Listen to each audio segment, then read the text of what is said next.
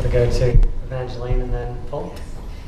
I play a lot of RPG and adventure games where story is very important, and what I haven't heard people talk about yet is the importance of story in games, and I'd like to know if anyone on the panel has developed these kinds of games and how important they think story is, and if they've worked with writers on creating narrative structure for their games. How important is story, and have you worked with writers? We'll just go from one end to the other quickly. No, you don't need story, you just need big guns. It's depends on the game. I think you'll find a lot of the games that we're doing, the restrictions of an independent game mean you don't have the time frame to tell a very deep story.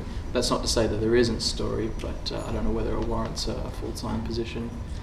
So if you're getting full-time writers, that's more your big games industry studios who are going to have that. But there are plenty of examples of games. I was reading about the Portal 2, which is a Valve game that they've been working on, and they pulled in all sorts of writers from different, from comic websites and book authors and all these kind of things, and sat them in a room for 3-4 months and got them to write the dialogue and then work with all the voice actors and basically use the game to tell a story and really give it some good character, and that's what I think made the first game so appealing. So there's definitely a part for storytelling in games, but it's just a little bit more challenging, I think, on the independent scale to get enough time. Particularly iPhone games, you've got a couple of minutes really of consumption before they close the app and go on to the next thing. So. I think for us, our game is quite simple. We didn't actually build any story into it at all, but what we found interesting was that a lot of people invented their own stories around it. So we've got a forum, and we've had dozens of people write stories, make up entire stories about how the game progressed or what they imagined might happen with zombies and all that kind of stuff, and people have really gotten into that and created their own stories around our game. And so with the next version that we're working on, we're making it, like that initial version is just in Washington, we're making it so people can create a map wherever they like, so around their own house, and basically involve themselves in their own story that they play out as they're playing the game. So we found that interesting. But no, we haven't worked with writers. Well, my game doesn't actually have any dialogue, but I do think it has a pretty, quite a narrative. The storytelling, it definitely has storytelling, but it's fairly abstract. There's visual cues and hints as to what's going on. Each level sort of reveals a little bit more about what happened.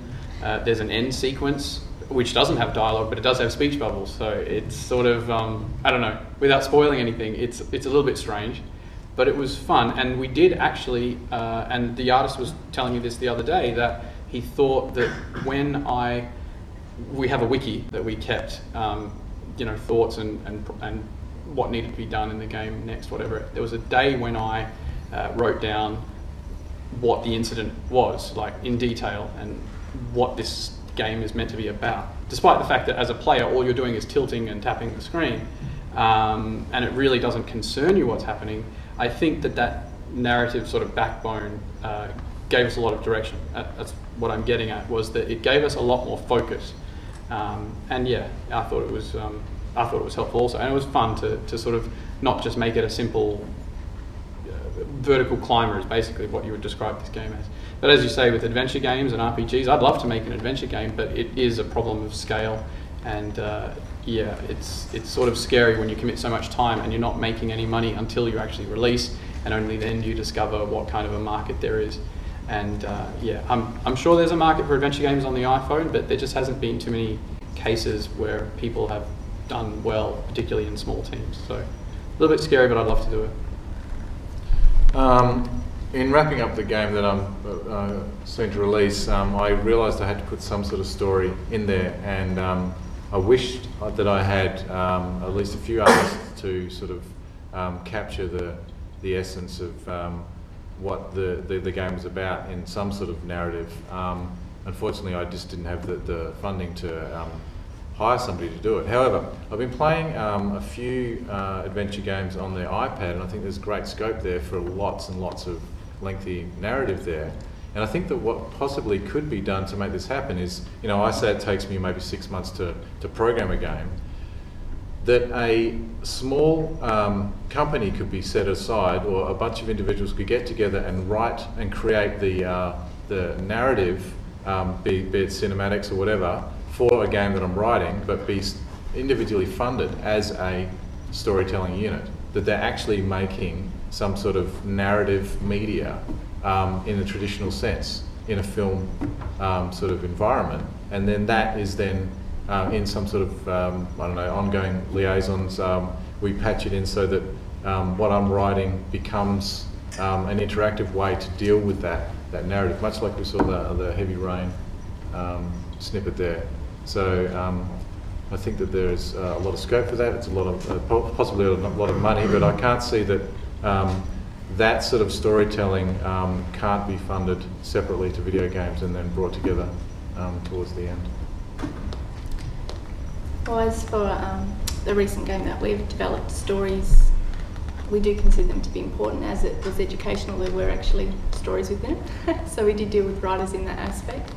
But regarding the actual gameplay, there isn't really much story in relation to that. It's a component of the books that they're reading as such. So there definitely is a place for it. It obviously depends on the game you're making and as to how deep you want to go down the rabbit hole. Can I just say, just in terms of scale and cost, don't forget the very first Zork games that came out, they were all text, they were all story, and they were interactive, and they would be super cheap to make now. Yes. Yes. That would probably have to be initiated by the writer, though, wouldn't it? Interactive fiction is actually still a huge market. That sort of game is called interactive fiction now. There's lots and lots of it, and there's even some that's made for it. Yeah. Next, final question, I guess. Oh. Yeah. Well, A question for each of the panelists. Probably a good one to finish with, I think. What do you think is the biggest opportunity now for the Perth games industry? What is the biggest opportunity for the Perth games industry? One sentence. Start with that end. Gentlemen first. Right now, it's our own steam and our own ability to create something. I think the biggest markets, I think, what we're pursuing at the moment, which is the smaller scale, your iPhones, your web games. What I'd like to see is definitely some more collaboration. There's a lot of small little closed groups going on, and there's plenty of creative people who are not getting involved in the game industry scene. And I hope that with Let's Make Games and these kind of seminars, we can bring some more people into that group and start to build up a bit of momentum. I think that there is quite a strong indie scene here in Perth, much more so than in most other states of Australia. And I think that's sort of the opportunity that we have, is that with all of us together, I think Nick and Let's Make Games have been driving that quite well and building that sort of community to make everybody sort of push themselves further. And I think that's where the opportunity is, that as small groups we can make things, and that with the industry that is now, with social gaming and mobile gaming, that is something that we can actually target as small groups. I think that's where it's at the moment. Yeah, I don't really have much to add. It really does. That is pretty much my sentiment as well. Just that it can be done without needing too much financial backing and not too much time. Just a lot of patience and I guess dedication. But I guess yes, all the Let's Make Games stuff is very useful in the way that it helps to connect people like-minded, and that is probably one of the bigger problems. And so yeah, that's probably coming into the future with larger teams, like myself approaching a larger team. That's probably the kind of thing I need to commit more to, finding other people that I can sort of pull into to be able to approach something without, and maybe half the time it'll take to build. I don't know. But yeah, I'm not sure that's anything Perth-centric, just that there's a bigger marketplace out there without needing publishers and huge corporations. So, yeah. I think that the timelines on these things really need to be brought down, that if we get some sort of funding and some sort of recognition, that we have basically got the basis of quite a large industry here in Perth, or more of a Soho sort of environment, but we can compete with everybody else around the world. So we basically just need that extra sort of recognition, funding, and collaboration to establish ourselves as leaders in the gaming field, just like everybody else is proving to be out there. I think we just need to recognise that we are already doing that, and that we are competing. We just need to get together and make it happen. So the collaboration aspect, and even across industry and sharing those skills, I think is a really good opportunity that we do have to learn from other industries, particularly in the fields that we've already discussed tonight, marketing and the like, where there is a dearth in our own. I think that's a great opportunity that we do have, and getting to the point where we're finishing and making games, getting out there for public consumption. I think that's where we need to focus. So unfortunately we don't have time for more questions, although definitely talk to our panellists. Brendan and Megan are here from Cross Media Lab.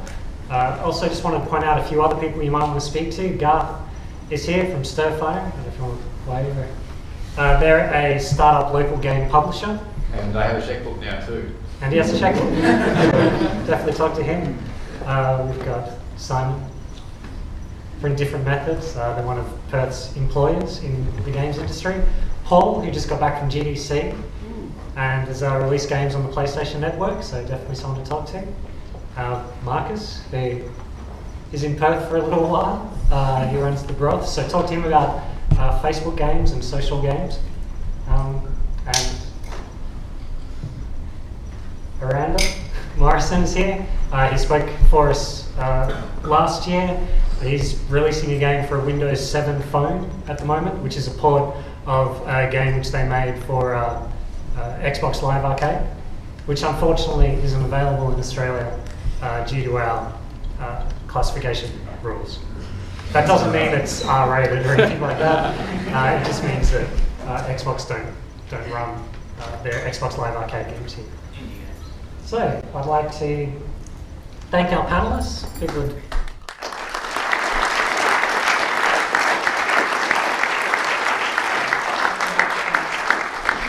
For attending. We always makes us happy when people come to events and show interest. Also Screenwest, obviously, for organising this great venue and putting on the networking function after this. And to the Let's Make Games team, I don't feel like I thank them enough sometimes, but definitely come and seek us out to talk to us. There's Chris McCormick, Ben, Rich is back there on the camera, Min was pointing out Rich, and Anthony is here somewhere. He's actually just got the first printout of his card and board game. So all sorts of games.